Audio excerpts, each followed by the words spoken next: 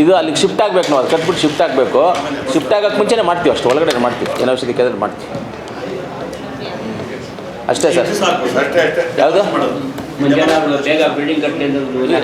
Okay, thank you. ಇನ್ನು ಎಷ್ಟು ದಿವಸ ಆಗ್ಬೋದು ಅಂದರೆ, ಇವಾಗ ಇನ್ನು ಒಂದು ಮ್ಯಾಕ್ಸಿಮಮ್ ಆಗಿ 1 ಇಯರಲ್ಲಿ ಅಲ್ಲಿ ಬಿಲ್ಡಿಂಗ್ ಕಟ್ಕೊಂಡ್ಬಿಡ್ತೀವಿ. ಅಲ್ಲಿ ಬಿಲ್ಡಿಂಗ್ ಕಟ್ಕೊಂಡು ಇದನ್ನು ಶಿಫ್ಟಿಂಗ್ ಮಾಡ್ಕೊಂಡಲ್ಲಿಗೆ ಆಮೇಲೆ ಇದನ್ನು ಡೆಮಾಲೇಷನ್ ಮಾಡಿ ಕಂಟಿನ್ಯೂ ಮಾಡ್ತೀವಿ. ಇದನ್ನು ಕಂಟಿನ್ಯೂನಲ್ಲೇ ಮಾಡ್ತೀವಿ ಇನ್ನೆಲ್ಲ. ಹಂಗೂ ಏನಾದರೂ ಇಲ್ಲಿ ನಮಗೆ ಲೋನ್ ಸಿಗೋದು ಅದು ಇದು ಸ್ವಲ್ಪ ದುಡ್ಡು ಲೇಟ್ ಆದ್ರೂ ನಾವು ಡೈರೆಕ್ಟರ್ಸೇ ಅಷ್ಟು ದುಡ್ಡನ್ನು ಹಾಕ್ಕೊಂಡು ಕನ್ಸ್ಟ್ರಕ್ಷನ್ ಮಾಡ್ತೀವಿ. ಆಮೇಲೆ ಲೋನ್ಗಿನ್ ಬಂದಾಗ ಆ ದುಡ್ಡನ್ನು ವಾಪಸ್ಸು ತೊಗೊಳ್ತೀವಿ. ನಾವು ಪ್ರಾವಿಜನ್ ಇದೆ ತೊಗೊಳ್ಳೋದಕ್ಕೆ. ನಾವು ಸೊಸೈಟಿ ಬೇಕಾದ್ರೆ ಸಾಲ ತೊಗೊಳ್ಳೋದಕ್ಕೂ ಪ್ರಾವಿಜನ್ ಇದೆ. ನಾವು ಡೈರೆಕ್ಟರ್ಸೇ ಬೇಕಾದ್ರೆ ದುಡ್ಡು ಹಾಕ್ತೀವಿ, ಒಂದು 50 ಲಕ್ಷ 1 ಕೋಟಿ ದುಡ್ಡು ಹಾಕಿ ಸ್ಟಾರ್ಟ್ ಮಾಡ್ತೀವಿ. ಲೋನ್ಗಿನ್ ಬಂದಮೇಲೆ ಆಮೇಲೆ ಲಾಸ್ಟಲ್ಲಿ ಎಲ್ಲ ನಾವು ಡೈರೆಕ್ಟರ್ಸ್ ಎಲ್ಲ ವಾಪಸ್ ತೊಗೊಳ್ತೀವಿ ಆ ದುಡ್ಡನ್ನ, ರೈತರಿಗೋಸ್ಕರ ಆಗುತ್ತೆ.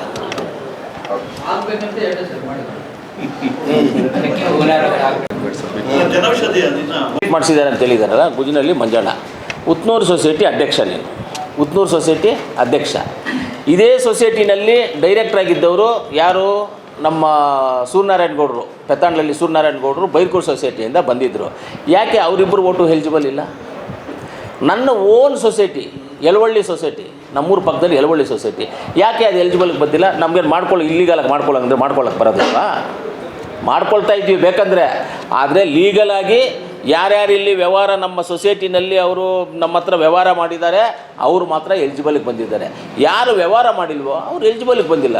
ಇವಾಗ ಗುಜನಲ್ಲಿ ಮಂಜನ ಸೊಸೈಟಿ ಎಲಿಜಿಬಲ್ಗೆ ಬಂದಿದ್ದು ಓಟ್ ಯಾರಿಗೆ ಹೋಗುತ್ತೆ? ಅದು ನಾವು ಯಾರಿಗೆ ಹೇಳಿದ್ರೆ ಅವ್ರಿಗೆ ಬರುತ್ತೆ ಓಟ್, ಕರೆಕ್ಟೇ ಇಲ್ವಾ?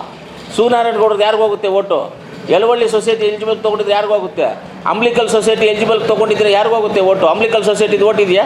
ಅರ್ಜೆಂಟ್ ಎಲ್ಲೇ ಕೂತವ್ರೆ ಇವಾಗ ಡೈರೆಕ್ಟರ್ ಅವರು. ಯಾಕಂದರೆ ಲೀಗಲಾಗಿ ಇವಾಗ ಆಲಂಗೂರು ಸೊಸೈಟಿದು ತೊಗೊಳ್ಳಿ. ಇವಾಗ ಆಲಂಗೂರು ಶಿವಣ್ಣವ್ರು ನಮ್ಮ ಜೊತೆಯಲ್ಲೇ ಕೂತ್ಕೊಂಡಿದ್ದಾರೆ, ಅಲ್ಲಿ ವ್ಯವಹಾರ ಆಗಿಲ್ಲ, ಏನೂ ಆಗಿಲ್ಲ. ಇವಾಗ ಎಲಿಜಿಬಲ್ ಮಾಡಬೇಕಂದ್ರೆ ಅವ್ರು ಹೇಳಿದ್ರೆ ನಾವು ಎಲಿಜಿಬಲ್ ಮಾಡ್ತಾ ಇರಲಿಲ್ವ ಅದನ್ನು? ಇವಾಗ ಮಂಜುನಾಥ್ ಅವ್ರು ಹೇಳಿದ್ರೆ ನಾವು ಎಲಿಜಿಬಲ್ ಮಾಡ್ತಾ ಇರಲಿಲ್ವಾ? ಯಾಕೆ ಮಾಡ್ತಾ ಇರಲಿಲ್ಲ? ನಾವು ಮಾಡ್ತಾ ಇದ್ವಿ.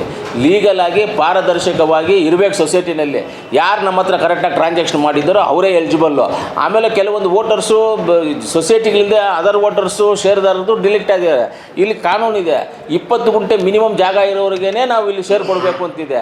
ಆಮೇಲೆ ನಮ್ಮ ಹತ್ರ 1 ವರ್ಷಕ್ಕೆ 10,000 ರಿಂದ 15,000 ರೂಪಾಯಿ ನಮ್ಮ ಹತ್ರ ಟ್ರಾನ್ಸಾಕ್ಷನ್ ಮಾಡಿರಲೇಬೇಕು. ಇಲ್ಲಿ ಯಾರೇ ಒಂದು ರೈತರಾದ್ರೂ, ನೀನೊಂದು ರೈತರಿಗೋಸ್ಕರ ಇರುವಂಥ ಸಂಸ್ಥೆ ಇದು. ನೀನು 10,000 ರಿಂದ 15,000 ನೀನು ಗೊಬ್ಬರನೋ ಇನ್ನೊಂದು ಡ್ರಿಪ್ಪೋ ಪೈಪೋ ಪೆನ್ನೋ ಬುಕ್ಕೋ ಪೇಪರೋ ಇಲ್ಲ ಪೆಸ್ಟಿಸೈಡ್ಸೋ ಯಾವುದೋ ಒಂದು ಇಲ್ಲಾಂದರೆ ಮಂಚಿಂಗ್ ಪೇಪರ್ ತೊಗೋಬೋದು, ಇಲ್ಲ ಗೊಬ್ಬರಗಳು ತೊಗೋಬೋದು, ಯಾವುದನ್ನು ಒಂದು ತೊಗೊಂಡು 15,000 ರೂಪಾಯಿ ಟ್ರಾನ್ಸಾಕ್ಷನ್ ಮಾಡಿದರೆ ಅವರು ಎಲಿಜಿಬಲ್ಗೆ ಬರ್ತಾರೆ ಅಂತ ಇದೆ. ಆದ್ದರಿಂದ ಯಾರ್ಯಾರು ಈ ಕೆಲಸಗಳನ್ನ ಮಾಡಿಲ್ವೋ ಅವರೆಲ್ಲ ಡಿಲೀಟ್ ಆಗಿದ್ದಾರೆ 100%. ಅವರು ಕರೆಕ್ಟ್ ಆಗಿದ್ದಿದ್ರೆ